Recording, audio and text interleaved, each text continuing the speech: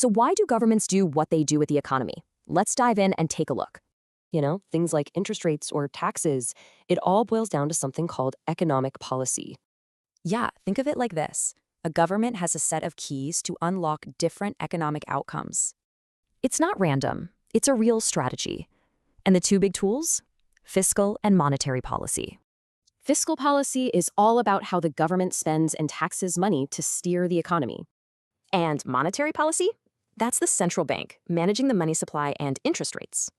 But here's the thing, the way we use these tools has totally changed over the years.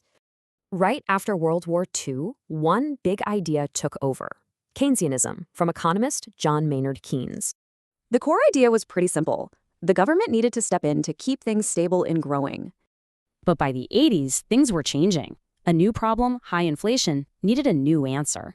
And that new answer was neoliberalism. It was all about letting the free market do its thing. So, you see the shift? From the government leading the way to just helping the market lead. This meant less regulation, more privatization, and really opening up to global trade. And then some major crises hit, showing that maybe this approach had some weak spots. We're talking about the 2008 financial crisis and the COVID pandemic. They forced a major rethink. Suddenly, it was obvious. Markets couldn't fix everything on their own, especially in a huge crisis. So what happened? Governments jumped back in, but with a new, blended approach for today's problems. Right. It's not about picking one side anymore. It's about using the right tool for the right job. And you can see how it's a cycle, right? We learn from the past to build strategies for the future.